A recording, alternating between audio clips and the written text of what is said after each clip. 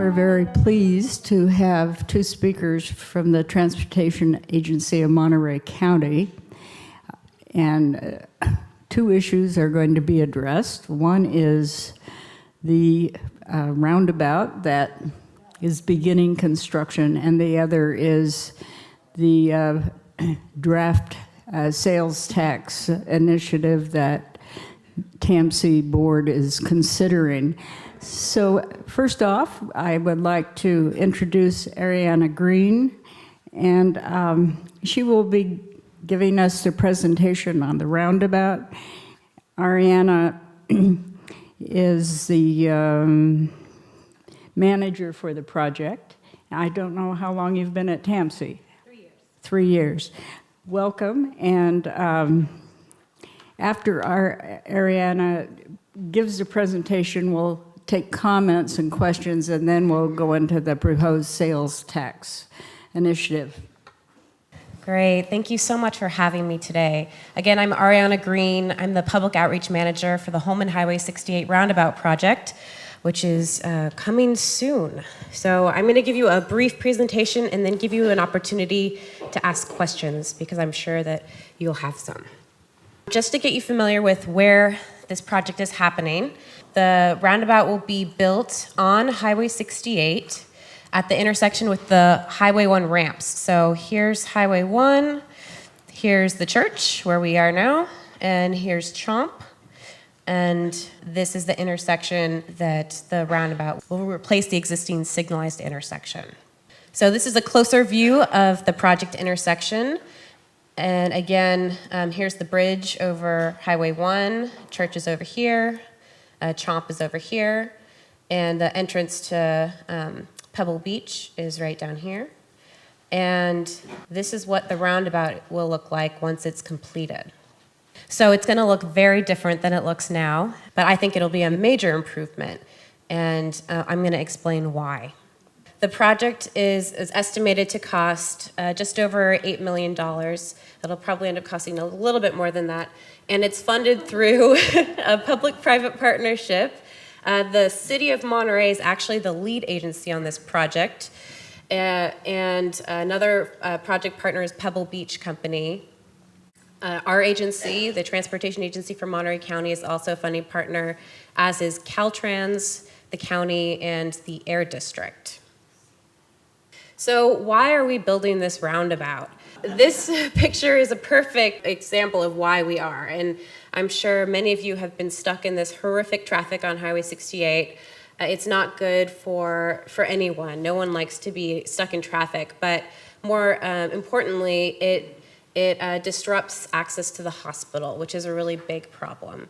So we're hoping this is the #1 reason why we're doing this, to improve traffic flow.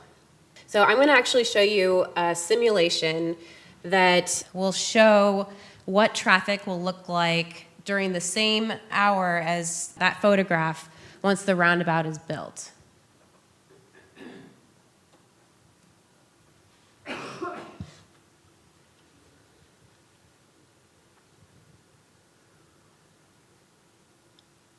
So it's a little hard to see. The vehicles are a little bit small, but you can see that traffic is flowing pretty smoothly.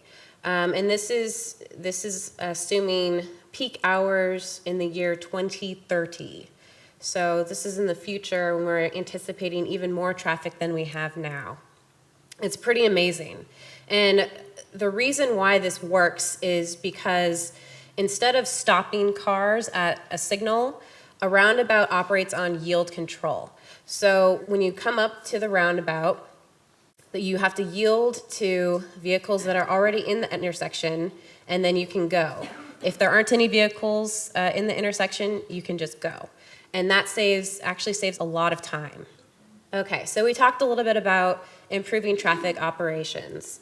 The city commissioned a study in 2012, 2013 called an intersection control evaluation, where they actually looked at a roundabout versus just building a bigger signalized intersection at this location. And the roundabout won out in every single criteria. And one of them was improved traffic operations. So The roundabouts are more efficient at moving vehicles through the intersection. With this roundabout, there are actually some pretty significant environmental benefits too. Roundabouts don't require as much roadway widening as a larger signalized intersection would. So with this project, we were able to save hundreds of Monterey pine trees. And another really significant environmental benefit is to air quality. Roundabouts reduce engine idling, which contributes to air pollution. And that's why the Air District is one of the funding partners on this project and has been very supportive of this project from the start. Roundabouts are also much safer than signalized or stop-controlled intersections, and this has been proven by national studies. On average, roundabouts reduce injury collisions by 75%, and they reduce fatal injuries by 90%. Pretty significant. And the reason for this is for two reasons. One, roundabouts reduce the most dangerous movement through an intersection, which are the left turns. With a roundabout, you go around. You can only travel in one direction, and you can only turn right to get where you're going. And right turns are the safest movement you can possibly make. And the other reason why they're safer is because they actually slow the speed of travel through the intersection. So instead of having cars coming at the intersection going 40 miles per hour, they're slowed to travel between 20 and 25 miles per hour. So even if there does happen to be a collision, it's much safer and there are much fewer injuries. Another couple of benefits with this particular project are that it will reduce bypass traffic through the Skyline Forest neighborhood. And this is because there won't be those long lines backing up on Highway 68 anymore with the roundabout, because traffic will flow through. So we won't have people cutting through neighborhoods to get away from traffic anymore.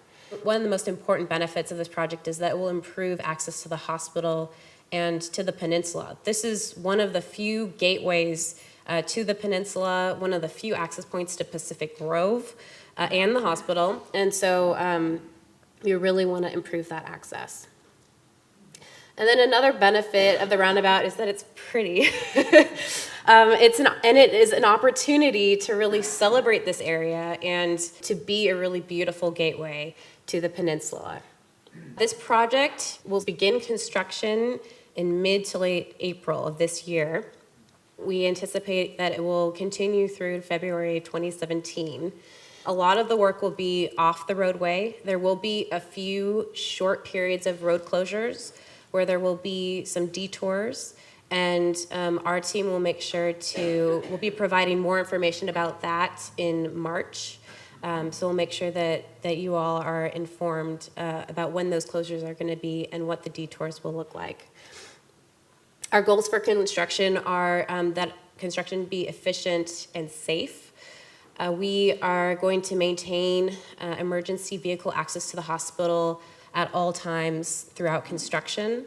And even if you're not in an ambulance and you really have an emergency, there will be a CHP officer stationed at the bottom of the closure and will escort people to the hospital in case an emergency. We want to have clear and timely communication throughout construction. That's going to be really important because if any of you have been through or experienced construction before, you know that it's bound to change. The schedule will change. There are a number of factors. Weather, we're anticipating still some El Nino weather that can definitely affect the schedule. So we're working hard to set up networks of communication so that we can get those updates out to all of you in a timely manner. And I'll talk a little bit about how we're going to do that in the next slide. We're also working around some of the event traffic. We all know that this area gets crazy during certain times of year, particularly over the summer. So there won't be any construction during AT&T. There won't be any construction during Car Week. And we're trying to work around some of the smaller events throughout the year as well. And we're also trying to minimize disruptions to the motoring public as much as possible, although you should anticipate some delays next year, or this year, excuse me. So how to stay informed throughout construction. The best way to stay informed is to sign up for our email notification. And we do have a sign up on the TAMPC Monterey website. I highly encourage you sign up for this. We will be sending out weekly updates throughout construction, so you'll get a weekly look ahead as to what the construction is going to be, if there are going to be any road closures, what times of day, all of that good information. So please sign up for those. We'll also be posting information through social media, Facebook and Twitter. We're also going to be putting out information to the Waze mobile app. It's free for us to send them information, and so many people more and more people are using it. So it's really a good opportunity for us to get the word out. We're also going to be providing information to local media and on the radio and through neighborhood association newsletters and other organization newsletters. And we also, of course, have a project page on the TAMC website, which we'll be posting information to. And in March, we'll be holding a series of community meetings in various locations around the project site. So we will hold one in Monterey, Carmel, Pacific Grove, and we've been asked to hold one here for some of the unincorporated areas, neighborhoods in the county. So during those meetings, we'll provide more information about what the construction schedule is going to look like and what the detours are, and we'll have handouts that show that information. And we're going to have a construction camera, which I'm really excited about. Nobody else is. It's really cool because you can go online and there'll be live streaming footage of the construction happening, and you might be able to catch some of the traffic around too. So that's the project, and I'm happy to take any questions this time. Great. We'll start here in the front. It looks like if you're not going to connect to 68, if you're coming from, say, Monterey on Highway 1, you don't get slowed down at all by the roundabout. This gentleman was observing that if you're exiting from Highway 1 South going towards the hospital, that now you won't get stuck at the intersection, and actually those folks have their own right-hand turn lane.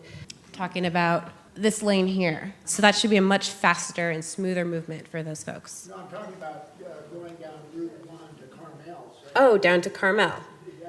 doesn't that just stay on the existing road? Yes, so you would just stay on Highway 1. This project does not affect Highway 1. This is going to be constructed on Highway 68. It'll be grade separated from Highway 1, so Highway 1 traffic there won't be any lane closures or anything on Highway 1. It won't affect that at all. Oh, good. Yes. Sure. Living off of Highway 68 for the last how many years, we've had nighttime construction. And I was wondering, I assume they do that so that we can drive reasonably during the day. Is there going to be nighttime? What determines when you choose to do nighttime construction? We have been looking at doing quite a bit of nighttime construction when we do have road closures, just so that we minimize the impacts to traffic. And so yes, the answer is yes, there will be nighttime traffic, and we can. More expensive? It is more expensive, so that is a factor. Yes. Is the roundabout itself a single lane roundabout or two lanes? It's primarily a single lane. They did add a second lane here because the most volume comes through in this movement. So they had to add a second lane just at the bottom here, and then it zippers up before you cross the bridge. And then does it merge into a single bridge lane? Yes. So nothing is happening with the bridge. The bridge will remain the same. I grew up back east where there are lots of roundabouts, but I've seen very few out here. Do people know how to deal with the traffic? And what will be done to encourage education on right-of-way? She was saying that she has experience with roundabouts on the East Coast, and that there are quite a few on the East Coast, but not so many on the West Coast, which is very true, although there are more and more roundabouts built on the West Coast and in California all the time. And we have received questions about how to navigate through a roundabout. So we actually created a series of navigational videos, and they're on our website, and you can it's from the perspective of a driver, so you can actually see what it will be like to drive through the roundabout. So that's available now on the TAMC website, but we will be doing more outreach once we near the end of construction to make sure people feel comfortable. Could you please use your laser for us and show us how we're going to come off of Highway 1 and enter the roundabout and come across the bridge to come to this meeting? Sure. So if you're coming from Monterey and you're traveling down Highway 1, you take the exit ramp as you would now, and you would get in the left lane, and then you yield to any vehicles that are already in the intersection once you get up to this line, and then you go around and through. So the top of the map is south? No, the top of the map is north. So Monterey's up here. Carmel would be down here. Was there did you have any other question? Or? Okay. I've driven in England, and there are a lot of roundabouts everywhere, but they've always been on the level. Mm-hmm. And I live in Pacific Grove, so come across 68 and across the bridge, and Highway 1 is, what, I don't know, 5,200 feet down below. The roundabout will be at the same elevation as the existing signalized intersection on Highway 68. It'll be completely separate from Highway 1. So Highway 1 is still going to be down here. There's still going to be a bridge over to access, and the roundabout is only going to be on Highway 68. Mm-hmm. Do you have any future roundabouts planned for this county for other major intersections where there's issues? Yes. So in Marina has gone roundabout crazy. They built a couple of roundabouts on Reservation Road near their library a couple of years ago, and they just love them. And so they're looking to build, they just received funding to build another roundabout on Del Monte and Beach. So that's going to be coming soon. And our agency funded a roundabout study last year, and we looked at 23 locations